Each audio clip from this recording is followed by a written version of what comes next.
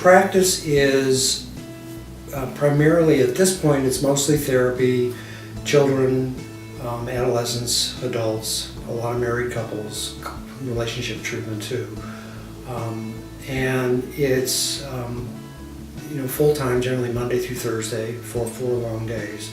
It's wide-ranging in terms of socioeconomic backgrounds and different cultures and ethnic groups.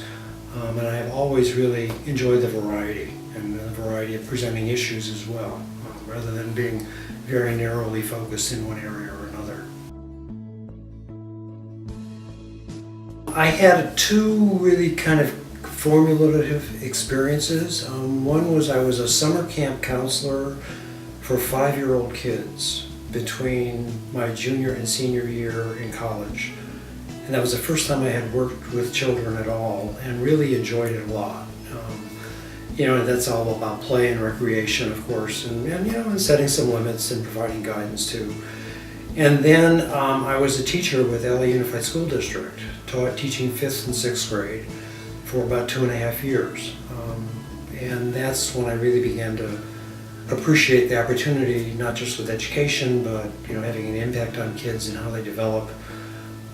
And some of the kids had very clear social, emotional kinds of needs and behavior difficulties, and to be able to connect with those kids and have some impact, really motivated me strongly.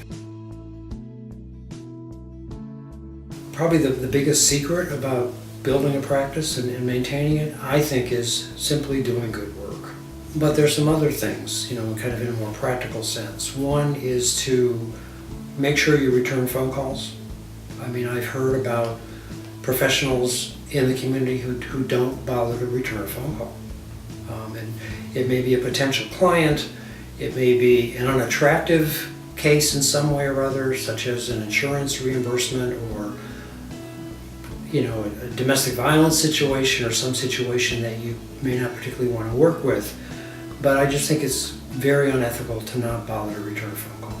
These people are in distress, and we have an obligation to return calls, even if it means to call back and then make a referral somewhere else to be of some help.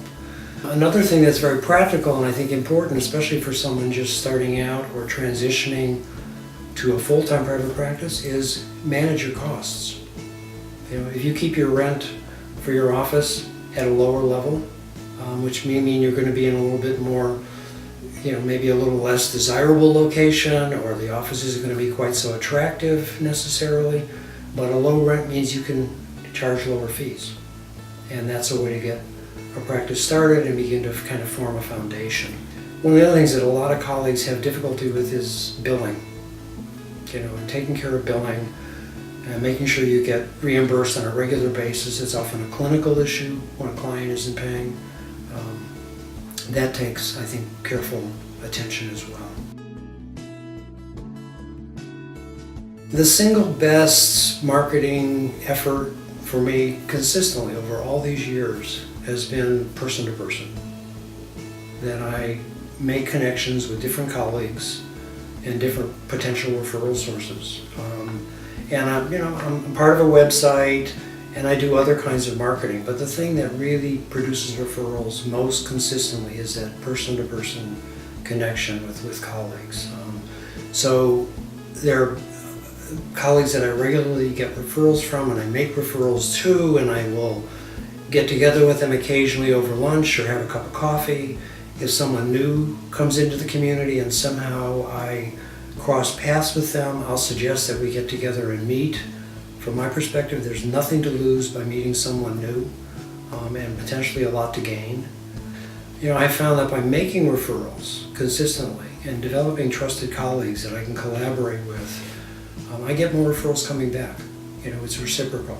And when I engage with people in the community who don't make referrals to me, if I make referrals to them and there's nothing reciprocal that develops over a period of time, then I'm more reluctant to make referrals to them. It really is a reciprocal process.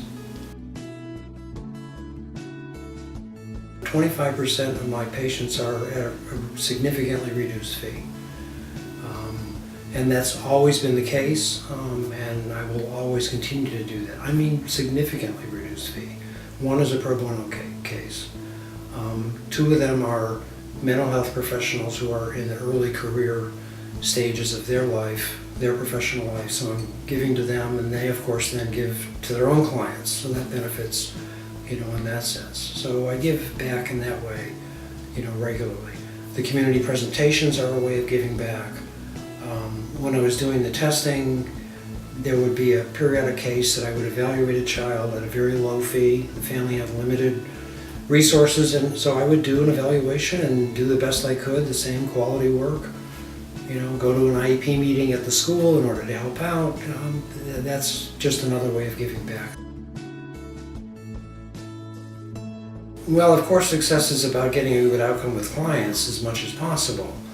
So helping a client to move forward in their life, to deal with barriers and obstacles that they have within themselves or between themselves and significant others, whether it's family, friends, or work situations, to develop what I think is so important is a depth of understanding of themselves.